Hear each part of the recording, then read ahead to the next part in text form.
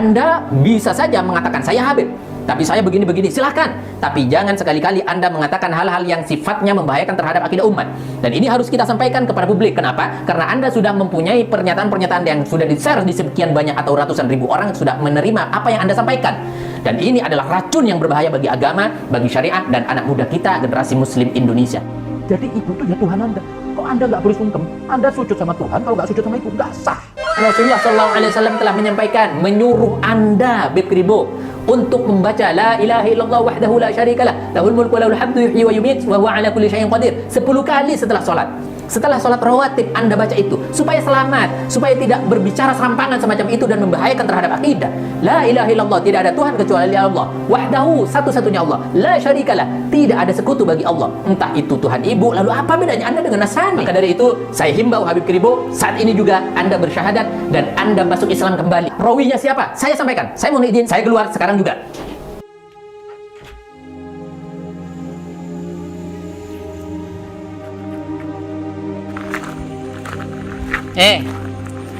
Karena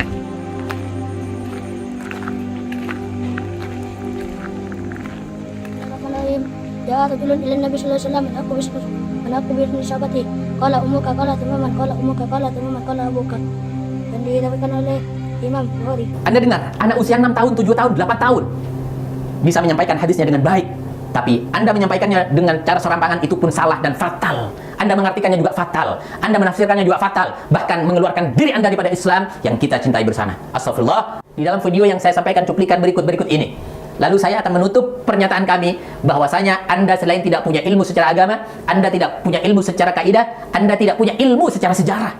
Jadi kesimpulannya, kalau Anda berargumen bahwasanya kakek Anda masuk ke Indonesia karena tertarik kepada NU, kakek Anda lahir tahun berapa dan masuk tahun berapa? Bukankah baru-baru datang kemarin-kemarin ini, Habib Kribo? Anda tidak paham sejarah lalu berbicara sejarah. Anda berbicara agama tidak paham agama. Anda berbicara kaidah tidak paham kaidah. Anda berbicara usul tidak paham usul. Anda berbicara tauhid tidak paham tauhid.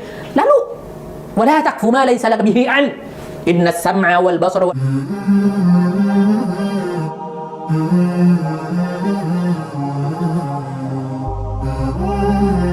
Pada kesempatan ini saya akan berbicara tentang apa yang sudah disampaikan oleh Habib Kribo.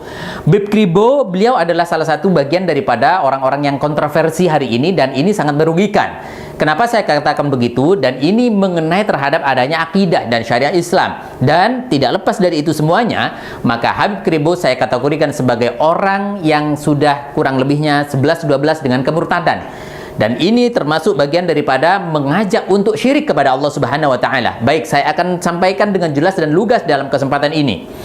Dalam video yang akan saya putar sedikit demi sedikit, beliau menyampaikan beberapa hal tentang adanya Allah tidak menciptakan manusia kalau tidak ada ibu. Kurang lebihnya begitu. Allah, manusia itu wanita itu diciptakan dari kemuliaan. Manusia itu satu-satunya makhluk Tuhan yang punya daya cipta itu perempuan. Kalau nggak ada wanita, Allah tidak bisa mencipta. Dengan adanya wanita itu hamil, Allah bisa memproses penciptaan anak. Jadi dengan adanya ibu, Allah bisa menciptakan manusia. Ini bahasanya.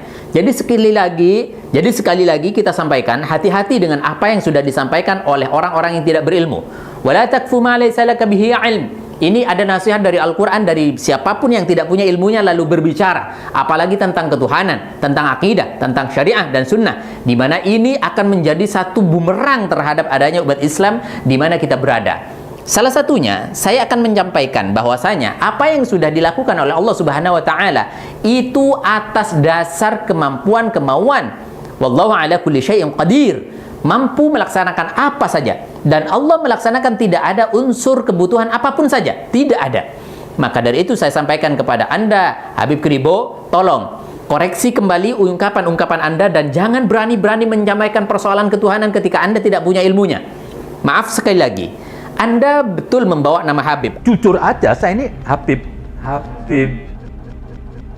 Akan tapi bukan berarti Anda lalu bebas berbicara apa saja.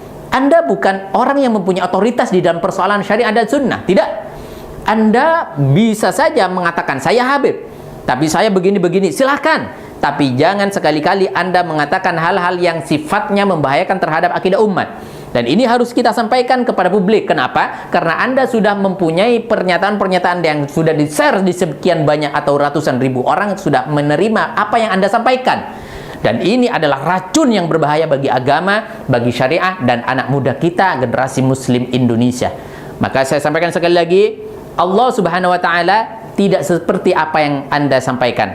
Dan Allah menciptakan manusia itu bukan karena gara-gara punya ibu. Anda lupa terhadap sejarah, atau Anda pura-pura lupa, atau pura-pura tidak paham terhadap adanya penciptaan Nabi Allah Adam alaihissalam. Nabi Adam tidak ada ibu, tapi diciptakan oleh Allah Subhanahu wa Ta'ala. Baiklah, Anda boleh mungkin mengklarifikasi, meralat dan mencabut ucapan Anda di depan publik dan sampaikan lewat video, baru insya Allah Anda sebagian daripada orang yang mempunyai itikat baik di dalam persoalan agama ini. Baik, ini yang pertama yang harus Anda ketahui dan harus kita luruskan bersama-sama. Lalu saya sudah mencatat dari 8 menit video Anda, puluhan kesalahan yang Anda lakukan. Puluhan apa yang Anda sampaikan tidak berdasar dan semuanya adalah fatal sifatnya. Salah satunya adalah Anda mengatakan kurang lebihnya sujud kepada Tuhan tapi tidak sujud kepada ibu, itu sujudnya tidak sah. Kurang lebihnya begitu. Astaghfirullahaladzim min kulli dzambin azim. Secara tidak langsung Anda telah menyekutukan Allah. Anda telah menganggap ada Tuhan lain selain Allah. Anda telah menyampaikan bahwasanya ibu adalah Tuhan materi. Kurang lebihnya begitu. Ibu Anda itu Tuhan Anda di alam materi. Allah nggak bakal terima Anda selagi ibu Anda nggak meridhoi. Mohon maaf kalau ungkapan saya salah, mohon dikoreksi. Tapi Anda menyebut ibu adalah Tuhan. Apapun niat Anda telah mengusik nama kesucian Tuhan Allah Subhanahu wa Ta'ala. Tuhan la syarikalah, tidak ada sekutu baginya. Maka Rasulullah SAW telah menyampaikan, menyuruh Anda, Beb Kribo, untuk membaca la ilaha illallah wahdahu la syarikalah, lahul mulku wa lahul hamdu yuhyi wa yumit wa huwa ala kulli syai'in qadir. 10 kali setelah sholat. Setelah sholat rawatib Anda baca itu supaya selamat, supaya tidak berbicara serampangan semacam itu dan membahayakan terhadap akidah. La ilaha illallah, tidak ada Tuhan kecuali Allah. Wahdahu, satu-satunya Allah. La syarikalah, tidak ada sekutu bagi Allah. Entah itu Tuhan ibu, lalu apa bedanya Anda dengan Nasrani? Di Nasrani ada istilah, mohon maaf, meskipun secara hakikat saya tidak paham secara pasti, di situ ada istilah Tuhan ibu. Kalau Anda mengkategorikan ibu sebagai Tuhan materi atau bagian daripada Tuhan, Anda kurang lebih sudah sama seperti orang Nasrani, orang Kristen, dan Anda keluar secara hakikat akidah Anda daripada Islam yang kita muliakan bersama. Maka dari itu, saya himbau Habib Kribo, saat ini juga Anda bersyahadat dan Anda masuk Islam kembali.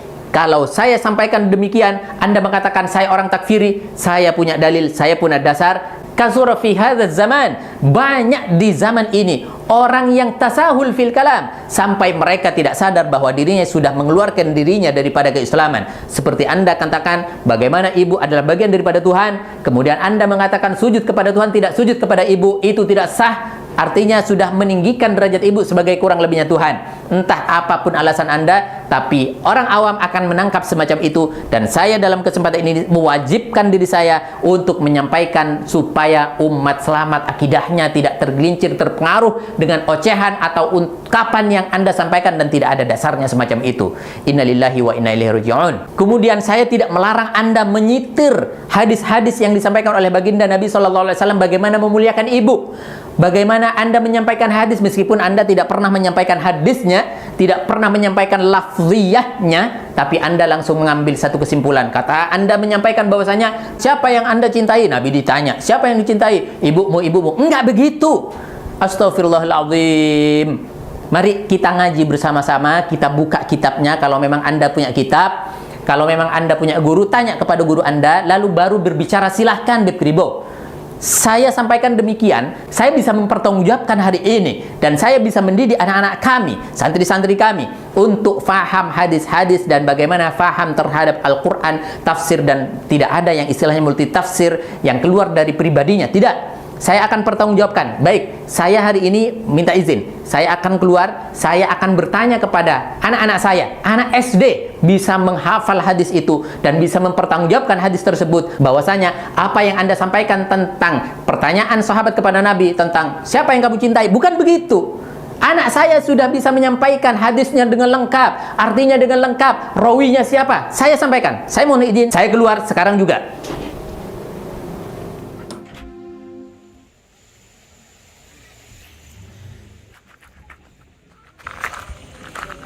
Rena.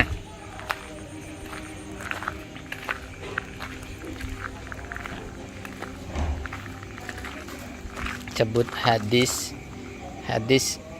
yang harus dimuliakan ibumu. Gimana hadisnya? Bismillahirrahmanirrahim.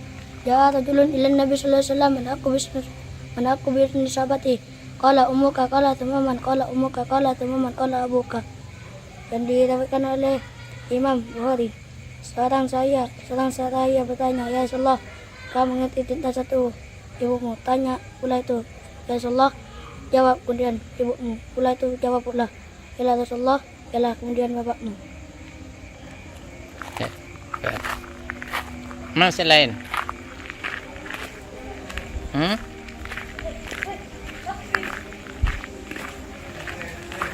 Revan.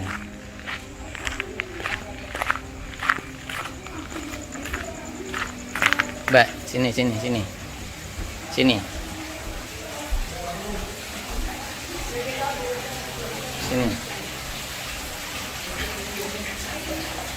Hadis yang menyebutkan yang harus dimuliakan ibumu. Coba. Hadisnya riwayatnya siapa itu? Riwayat Bukhari. Riwayat Imam Bukhari. Coba baca hadisnya. Ya rajulun ila Rasulullah sallallahu alaihi wasallam. Qala ya Rasulullah. Menurut sahabati qala ummuka qala tamaman qala Lihat ke sini, lihat ke kamera. Qala tamaman qala ummuka qala tamaman qala abuka. Seorang laki-laki menghadap Nabi. Saya bertanya, ya Rasulullah, siapakah yang patut aku gauli dengan baik? Jawab Rasulullah, ibumu. Tanya orang itu pula, siapa lagi? Jawab Nabi, ibumu. Tanya orang itu pula, siapa lagi? Jawab Nabi, ibumu. Tanya orang itu pula, siapa lagi? Jawab Nabi, kemudian bapakmu. Itu hadis diriwayatkan siapa? Yang telah diriwayatkan Bukhari. Imam Bukhari. Barakallah.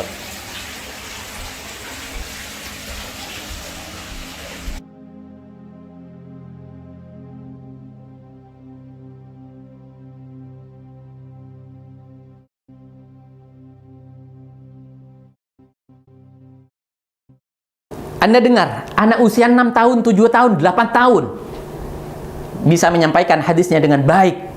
Tapi Anda menyampaikannya dengan cara serampangan itu pun salah dan fatal. Anda mengartikannya juga fatal.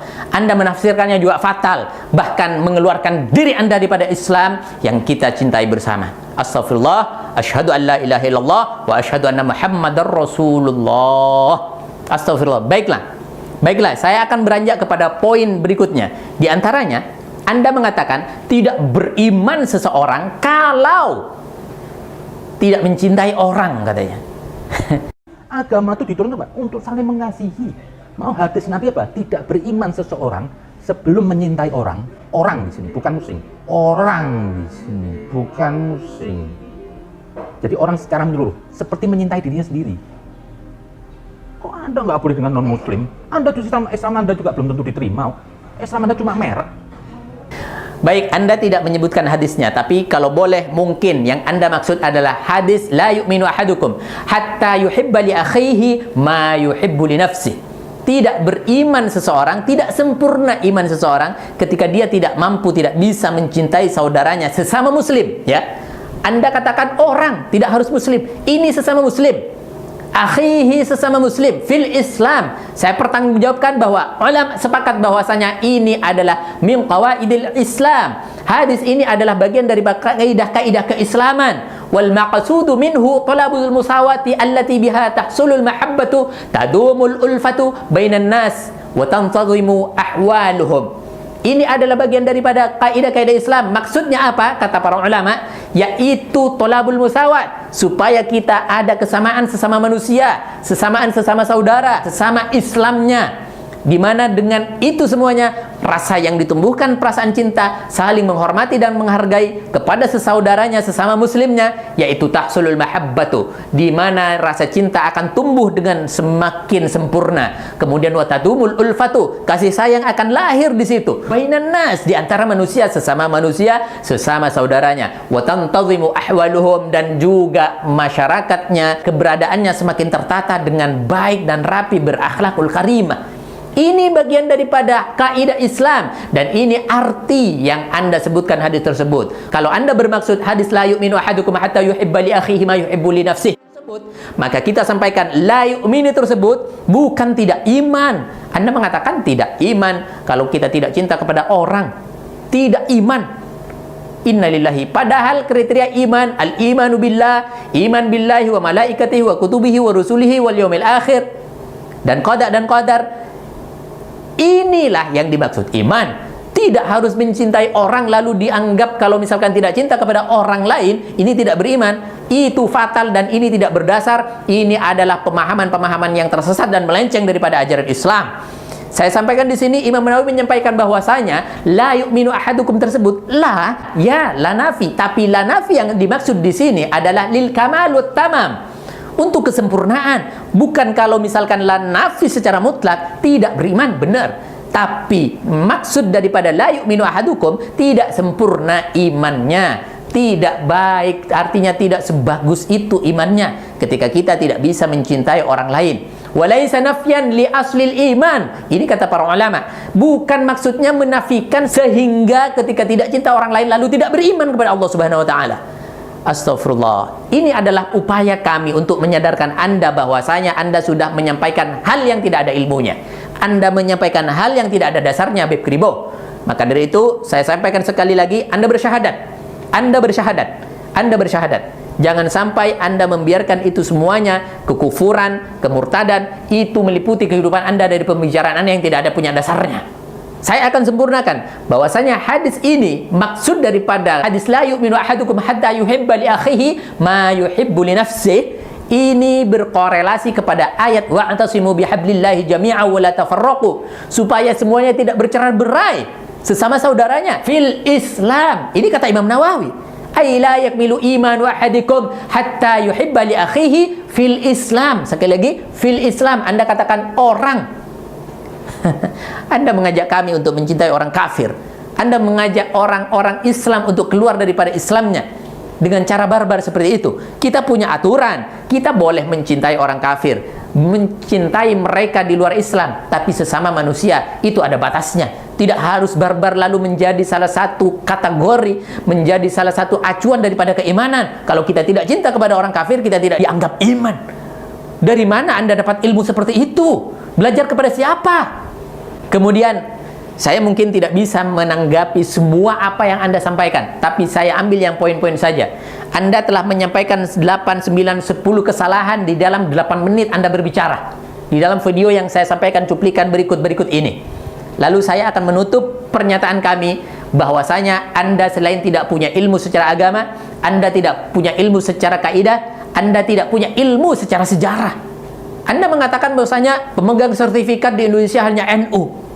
Saya Nahdliyin, keluarga saya NU, kakek saya NU. Lalu Anda mengatakan kalau tidak ada NU, kakek saya mungkin tidak akan ke sini. Mungkin sudah kabur kemana-mana. Kurang lebihnya begitu di dalam video Anda. Mungkin kalau nggak ada NU, kakek saya tuh sudah kabur, dan mungkin saya nggak lahir di Indonesia.